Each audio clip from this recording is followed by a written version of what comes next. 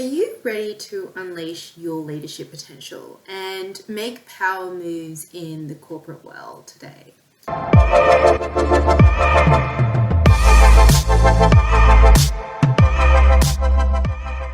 So what we're going to do is explore 3 strategies that can really help you transform you into an influential leader and inspire others to follow in your footsteps.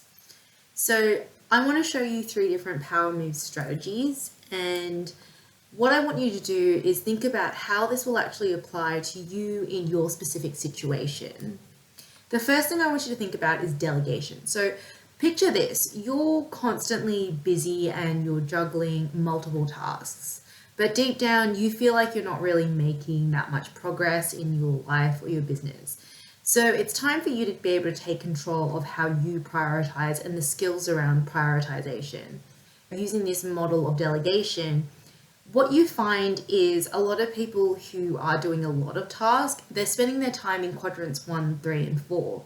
And this is where urgencies and distractions reign. So you want to actually focus your efforts on quadrant 2. This is the proactive zone of high value activities. And this is where power moves happen. So you need to learn to delegate tasks that can be handled by others, freeing up your own time to really concentrate on the strategic initiatives and personal growth.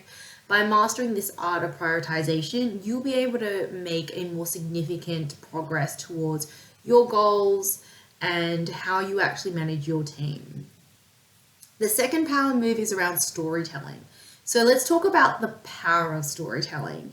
In the corporate world, connecting with your audience is so essential so that you can really inspire and influence your team. It's not really just about the content that you're delivering, but rather about how you create this genuine connection. Now, when you share stories, you evoke emotions, it captivates attention, and it builds a much stronger bond with your audience. What's happening is you create relevance to your audience. And when we talk about content and how you actually engage them, it's not just how you say it and what you say, but it's what your intent is behind it. So think about, are you inspiring them? Are you entertaining them? Are you educating? And what storytelling does is it really allows you to deliver value beyond that surface level. Remember, it's not just the medium or the type of content that you're providing. It's about connecting you with your audience at a much deeper level where they can feel connected to your story and feel more engaged so that they become more invested in the actual contents that you do want to deliver. The third power move is around conflict resolution. So if we dive into conflict resolution, in the corporate world, conflicts always arise. Whether it's conflicting priorities, conflicting processes, and as a leader, your ability to effectively resolve them is so crucial. So here's an actionable framework that might help you implement conflict resolution as a power move. The greatest skill is not actually for you to resolve the conflict, but it's really to come up with the solution through facilitating. So it is about the process. The first thing you want to do is acknowledge and understand this conflict. You want to recognize that there is a presence of conflicts and their underlying causes. So take the time to understand the different parties and what their perspectives are, as well as the emotions of the parties involved. You want to make sure that they are seen, they're heard, they're understood, and then you can open up and foster open communication that is also respectful to their considerations and their perspectives. So you want to encourage this open dialogue where each party has the ability and the safety to really express their thoughts and their own concerns. You want to think about, how do I create a safe space and a respectful environment that allows for sharing of different opinions? And then the next thing you want to think about is active listening. So in order for you to practice active listening, you're really giving your full attention and demonstrating empathy. And that is the really big key when people talk about active listening. You think about it in the sense of, yes, I'm listening to you and I'm listening to the words, but do you actually understand the underlying meanings behind what they're actually telling you? You want to seek to understand these underlying interests and the needs of the parties involved, whether it's 2 employees who have conflict over how something should be completed. Make sure you hear them out, you play back what is being said, and then you open up the floor for discussions. And then you want to think about, how do you seek common ground? Then you want to identify areas of agreement or shared goals among the conflicting parties.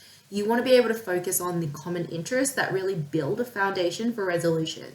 So if you have the same example of the two employees that have this conflict around how something should be completed, talk about what their common goal is. What are they trying to achieve? Where do they need to get to? And generate multiple solutions. So encourage brainstorming between the parties. Ensure that there is creative thinking to generate a variety of different potential solutions, and then aim for a win-win outcome that will address the concerns of all of the parties involved that you did identify in step one. The next thing you want to do is evaluate and select the best solution. So assess what the pros and cons are of each of the solutions and think about how it measures up to the desired outcomes. You then want to choose a solution that best meets the interests of all the parties, and this isn't something that you just have to do alone. Ask the parties to agree upon what they think is the best solution. So by mastering this art of prioritization, leveraging the power of storytelling, and facilitating difficult conflict resolution conversations, you'll be able to position yourself as a true leader in the corporate world, in your business, in your organization, and people will become more inspired by your vision and motivated by your words, so that they're more eager to join you on this path to success. Are you ready to make some of these power move adjustments in your own career? I want to invite you to write about your own experiences and how you think this might apply, and start implementing some of these strategies today to actually help you unlock your full leadership potential. Remember to subscribe to our channel for more insights and join our community of ambitious professionals on the journey of corporate excellence.